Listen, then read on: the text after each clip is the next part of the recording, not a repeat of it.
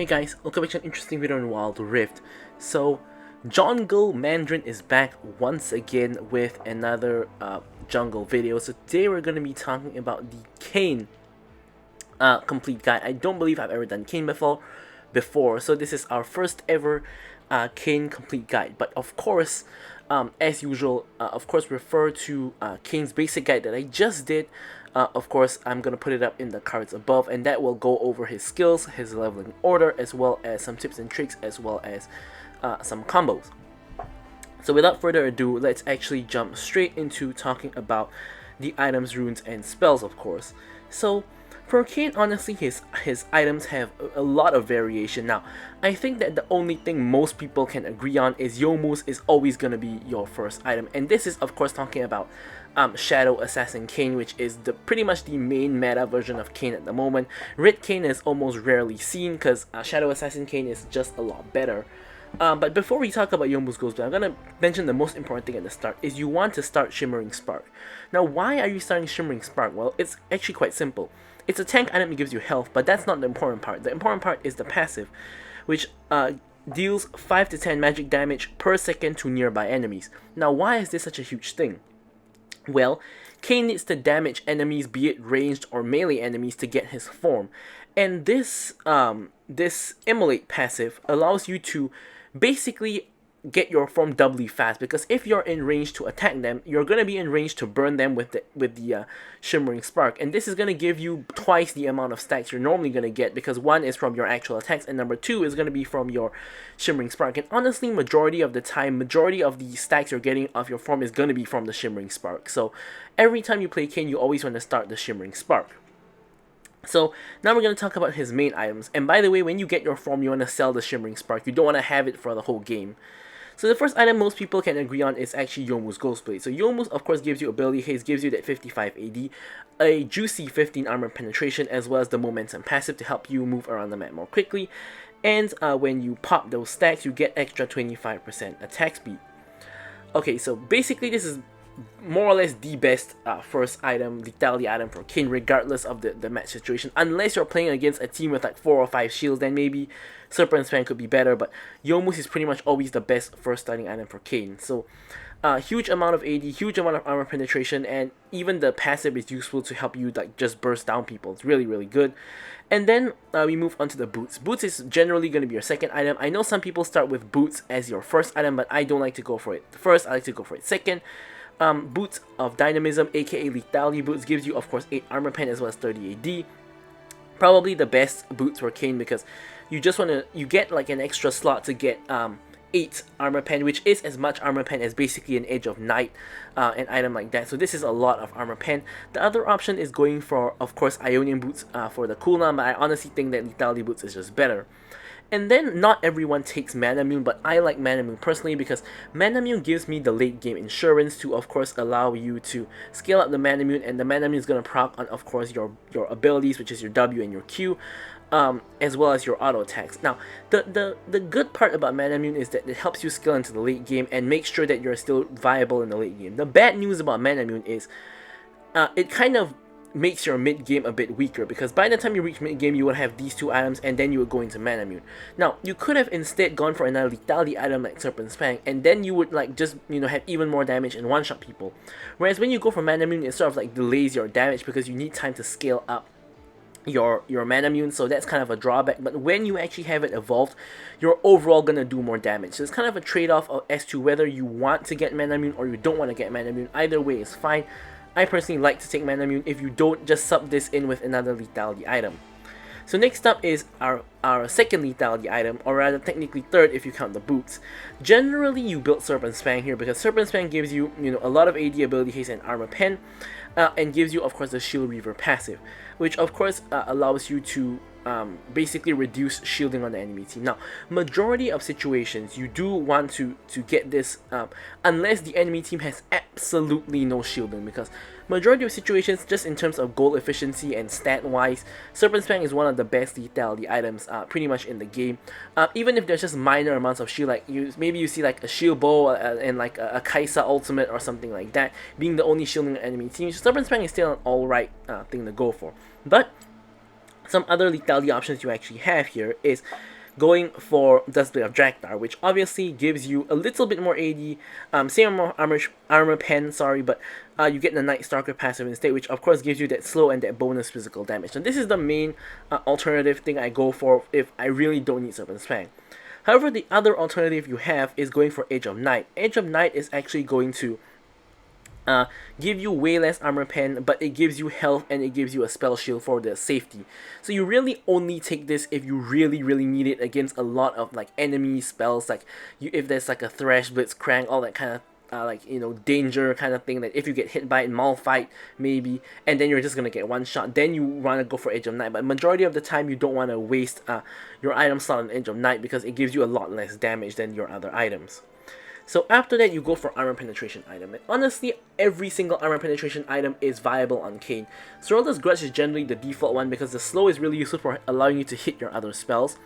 However, of course, going for the Maul Reminder is also really good if you need the anti-heal, and you can also go for LDR. This is going to be in conjunction with Essence Reaver, which we'll talk a little bit about later, but you can also go for LDR as your armor penetration item if you're planning to go for Essence Reaver. And your last item, I like to go for GA, because by this point in time, I can pretty much just one-shot all squishies at this point. I don't really need more damage, so I like to go for GA. But some people actually like to go for Essence Reaver as the last item, because Essence Reaver is going to enhance your ability damage by 22.5%, which is going to help a lot against, like, especially the tankier champions, or you can, of course, one-shot squishies even easier, I guess you could say. And normally, if you're planning to build Essence Reaver, you will go for LDR, which is going to increase Essence Reaver's damage just by a little bit.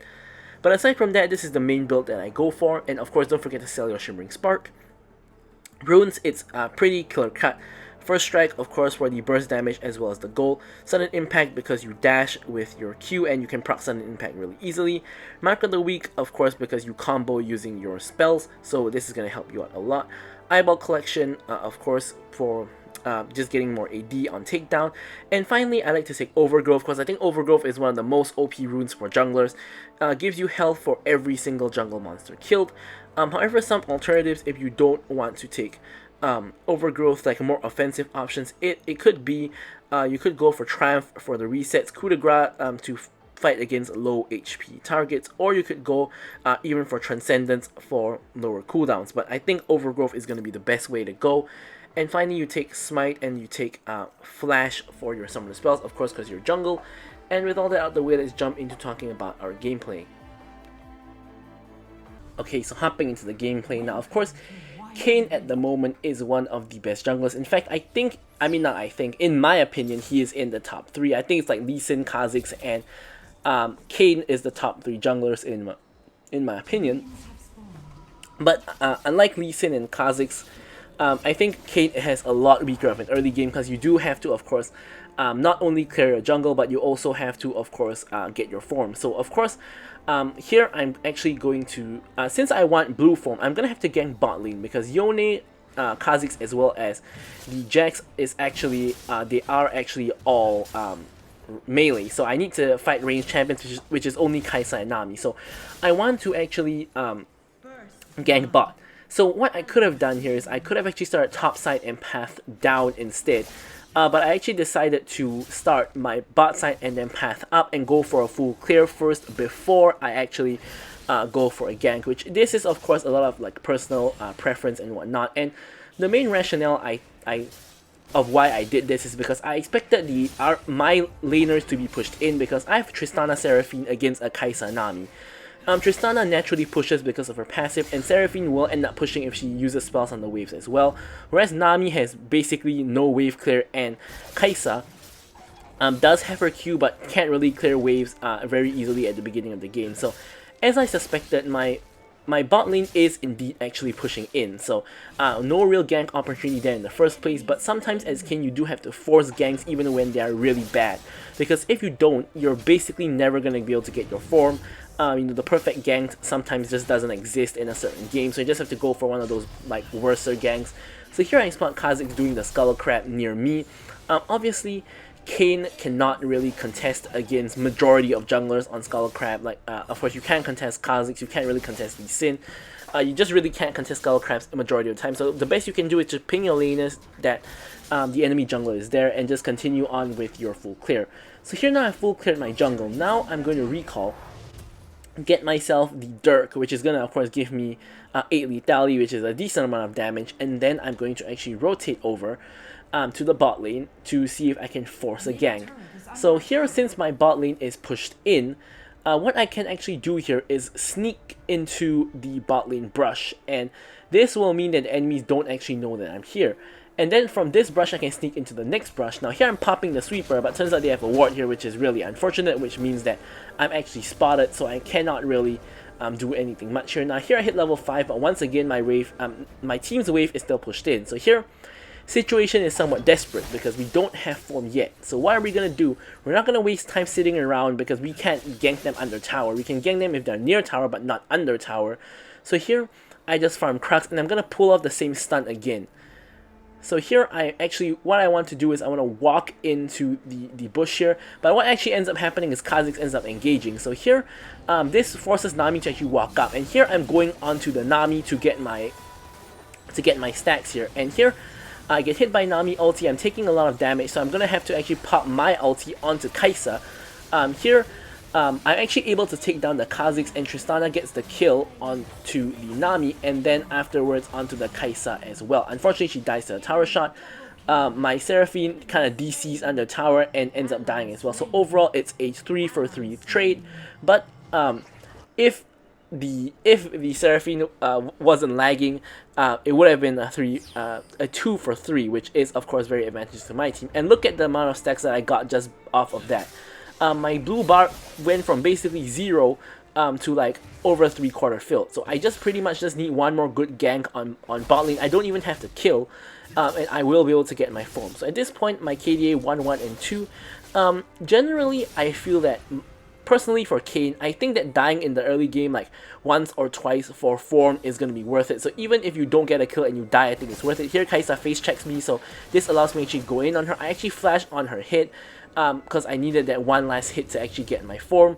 Now my form is basically almost fully stacked, but unfortunately I missed my W, so it doesn't happen. Kha'Zix here manages to assassinate me, but the good news is, despite dying there, I actually managed to get my form. So you can see here I got form in under 4.5 minutes. I did die twice for it, but personally, in my opinion, I think it's worth it to die twice for form. I think this is a little bit debatable, but I think getting form on Kayn is so important that just dying once or twice to get form is going to be worth it. You don't want to die 3 or 4 times to get form, but dying once or twice is fine.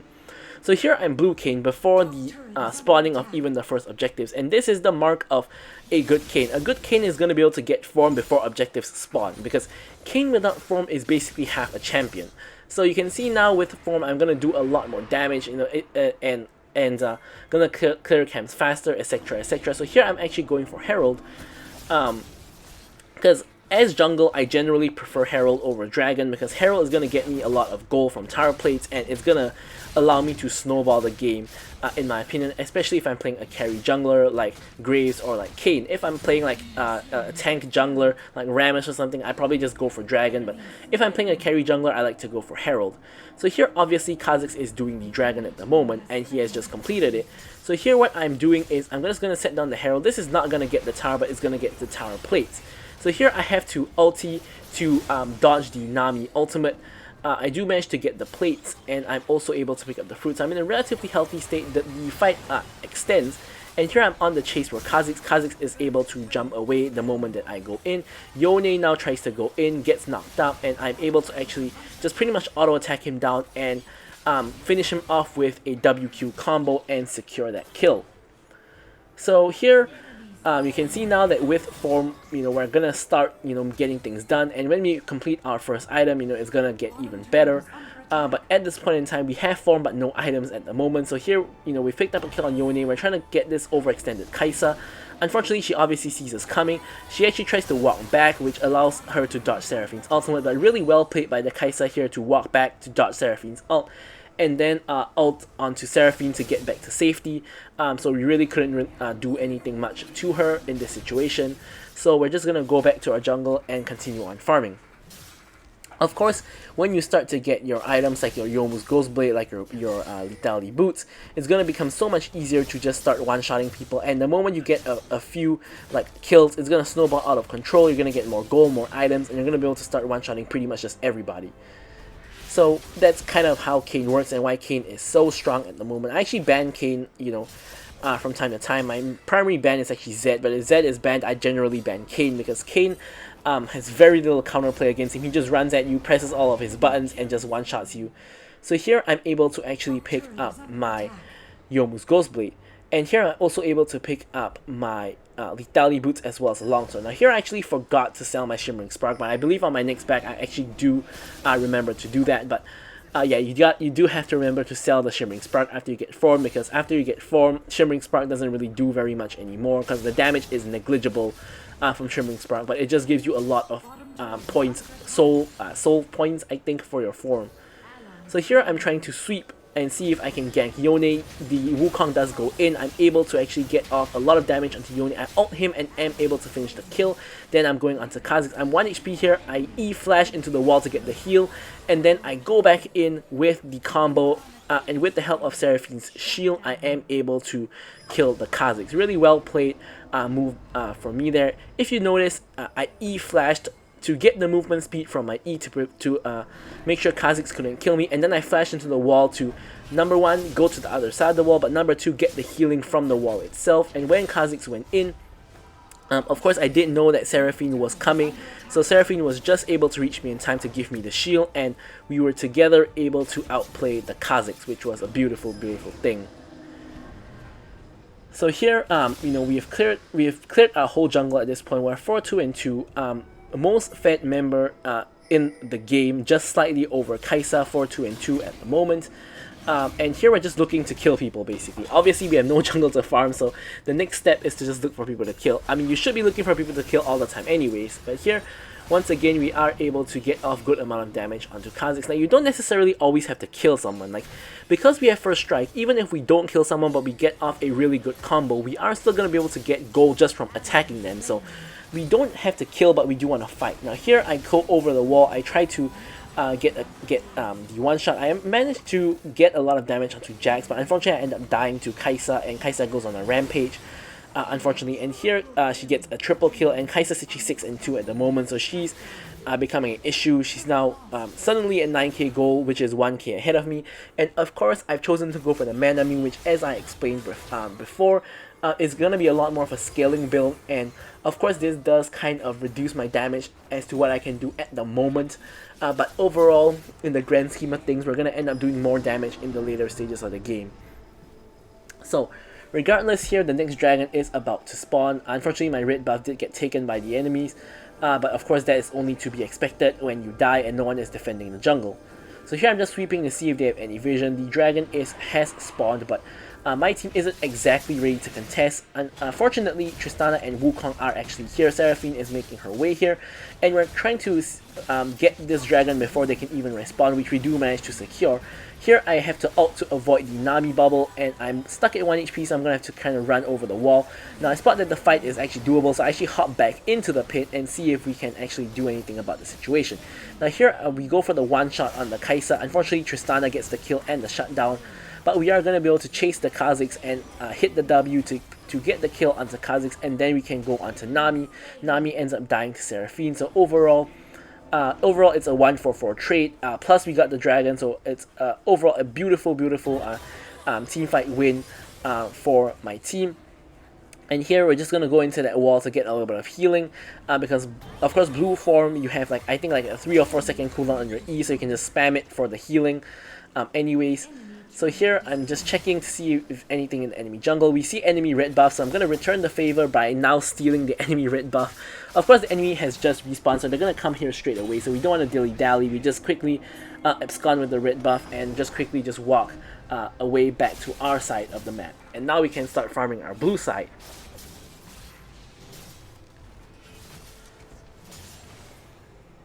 So here we're just going to pick up the blue buff. We're going to go for the Gromp.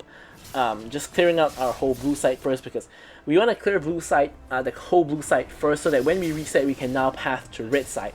Unfortunately, Tristana is taking our Raptors, which, you know, I'm not going to complain about because I do that as ADC all the time, so I can't possibly be angry at other ADCs taking my camps. But anyways, we managed to back for an entire Serpent's Fang. And this Serpent's Fang, of course, is going to, as I mentioned, it's not going to be the most useful, but it does remove Yone's W shield and Kai'Sa's ult, which is really not a lot. But here we're going to go in onto the Jax. We get him and get the Kha'Zix as well. Now we're going to go onto the Yone for the triple, and then we're going to go ahead and get Nami. Kai'Sa's killing my whole team at the moment, but I'm able to actually finish her off for the full pentakill, which of course is no spoiler because of course you guys could have seen that from the thumbnail as well as the description of the video. So now with the whole enemy team dead, me and Seraphine are trying to do a two-man Baron. Now this is a challenge because the issue with two-man Baron is that the non-damage dealer has to tank the Baron, but because I'm melee and Seraphine is ranged, I'm tanking the Baron. And the thing about tanking the Baron is your damage gets reduced by a significant amount. I believe it's half, but I'm not completely sure. So I'm doing half damage to Baron at the moment. And Seraphine, who's doing no damage in the first place, is the one doing full damage. Now Kha'Zix ends up coming in and one-shotting me, tries to smite, steal the Baron, but Seraphine does manage to secure that Baron. So unfortunately here, Kha'Zix gets a huge shutdown off of me because obviously I just got a pentakill, huge shutdown, and yeah, so we just get one shot. But the good news is that we did secure the Baron. So this would have worked way better if, for example, I was an ADC and like there was like a tank or like a fighter tanking the Baron. Instead, the two-man Baron would have gone much faster. But yeah, that's simply not the case, and because of that, we end up, of course, in a situation where we end up dying for the Baron, which in the grand scheme of things is not the worst case scenario in the world, because we did at least secure the Baron. What would have been worse is that if Kha'Zix got the steal and then we still ended up dying. That would have been a disaster. So anyways, here what we're going to do is we're going to, of course, secure our red buff and just clear our camps. Now, we actually ideally want to use this Baron buff to push a little bit, but this is really difficult because number one, I died, so we lost a lot of tempo. And number two, now Seraphine is backing, Tristana's low, etc. Only Kassadin is really pushing with the Baron buff, and we are not exactly very coordinated as a team to push a Baron buff, and Kassadin gets caught out because no one else is creating any pressure around the map whatsoever. So Kassadin is pretty much the only viable target for the enemy team, and as such, he just gets taken down and just taken out. So here I managed to pick up my stasis, and in this match I actually gone for the, well, reminder, as you guys can see, there's a lot of healing. Jax has healing, Yone has a lot of healing with the shield bow and the Bork, Kai'Sa has a lot of healing with the Bork as well, Nami, you know, just heals people in general, so much healing on enemy team. This Mole Reminder is going to be a lot more useful than going for the Sorello's Grudge in this situation. So here, my team is completely not ready to contest the dragon, so the enemy team does manage to secure the Ice Dragon, which in my opinion is not too big of a deal because we do have one dragon, so they don't have triple dragon. Double dragon is not too bad, still playable against. But here now we're just trying to find someone to kill, basically. Like, the whole enemy team has just disappeared, and we're just trying to find someone to kill, and my team is now just getting confused because there's pretty much no objective in the map, nothing to do, no jungle to farm, and like no one really knows what to do at the moment. My whole team is just kind of walking around mid lane aimlessly, including me, because I'm just kind of waiting for someone to just walk up for me to one shot, but that's not happening.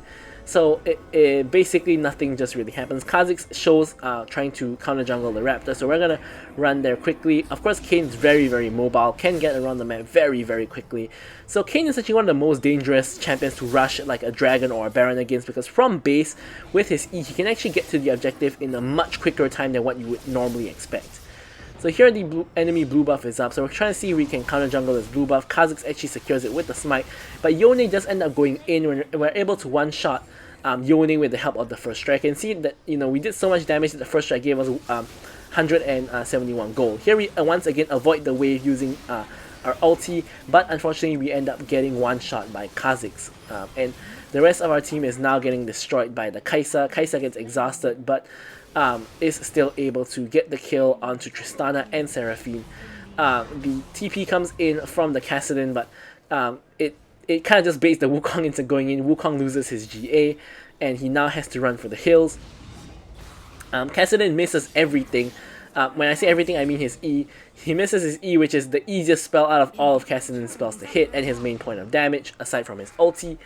And then now he tries to go in, does manage to hit his E. Kai'Sa's left at 1 HP. He does manage to finish the kill onto Kaisa, thankfully, and tries to salvage the situation.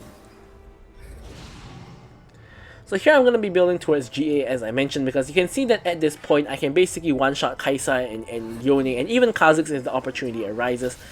Pretty much the only guy I can't one-shot is Jax, as Jax is pretty tanky. But we are in a state where we can basically just one-shot anybody at this point, so we don't really need more damage. We need the survivability of the GA, which is why we're going for that. And here we are going to secure the red buff. Baron is now up, and Elder is coming in half a minute. And this is kind of crunch time where the game is really determined based on who really gets the Elder and the Baron, and if they're able to get both. And we're just pretty much just waiting and making sure we don't get caught out before the Elder and the Dragon. So here, speaking of getting caught out, Jax honestly was actually a little bit caught out here, but we weren't able to capitalize to get a kill or even any damage onto the Jax. Instead, Kassadin is the one that ends up overextending, gets one shot here. I try to go in for the one shot, and I am actually able to get a pretty decent amount of damage, and I actually get a whopping 476 gold just off of that. But unfortunately here, somehow Kaisa actually kills me. Kaisa's just doing insane at the moment. Like, she has so much damage, she's almost full build at this point, and she's able to actually kill me before I can kill her, which really actually surprised me. So unfortunately here, it's Kha'Zix and Yone versus Seraphine and Wukong, and I know who my money is on. Unfortunately, it's not my team. So here Yone and Kha'Zix are able to handily dispatch Wukong and Seraphine, and my team get aced. So here you can see that the only logical move for the enemy team to do is to go for a 2-man Elder. Kha'Zix is a little bit low, but he has Yone to do the damage, and overall this should be fine. They should be able to easily take the Elder before anyone can even get there, because Kha'Zix of course just does objectives really quickly. They do indeed secure the Elder, and of course this spells big trouble for my team. So here I finally completed the GA. I don't know, it's honestly, I wouldn't say too little too late, but honestly it would have been so much better if I had the GA before the Dragon and Baron spawned, but we didn't have enough gold for it. But now we finally do, and we have that revive ready. So here, of course, to play against Elder, you really need to wait out the Elder. But generally teams are pretty impatient, and generally just don't really do that. So anyways, here we're gonna try our best to see what we can do against the enemy Elder buff. And in the meanwhile, we're just trying to secure whatever farm we can. I suspect that, we actually suspected the enemy team was on Baron, but we didn't really want to contest because they had Elder. But turns out they weren't even on Baron, which is really strange. They still have 1 minute left of the Elder buff. And here we're just gonna go ahead and try to farm our red side jungle while we have the opportunity to. Of course, we technically are already full build, but we don't want to give enemy team any resources when we don't have to. Now here, somehow a fight just randomly breaks out in the jungle where Tristana and Seraphine just dies, and pretty much at this point the game is in dire straits because we have just lost 2 members. Enemy team is gonna get a free Baron. I mean, honestly, even if we did have all our members, it's still a pretty free Baron. Doesn't any team decide not to do it? Now that 2 members are dead, they do decide to do it, and we're left in a situation where there is both Baron and Elder. Now, thankfully for us, Elder is actually going to run out in 20 seconds. So, as a result, we can try to wait out the Elder and only contest when the Elder is gone. 10 seconds left on Elder. Enemy team secures the mid lane inhibitor. Not too much we can do about that. And so now the Elder is actually gone. Here I was trying to assassinate the Kaisa, but unfortunately I was not actually able to do so. I end up popping my GA instead. Now I have GA, so it's not too big of a problem. Here, unfortunately, I get CC'd by Yone's ultimate, and there's really nothing I can do here. My whole team is now in trouble as well, and one by one the dominoes start to fall, Kassadin being the last one, and unfortunately, despite getting a pentakill, we still end up losing the game. Oh well, these kind of things do happen sometimes. And yeah, so not a good ending, but still a good demonstration of how to play Kayn, as well as a good gameplay. But with all that said, I'm going to leave you guys with the stats as usual. Thank you guys so much for watching the video, and goodbye.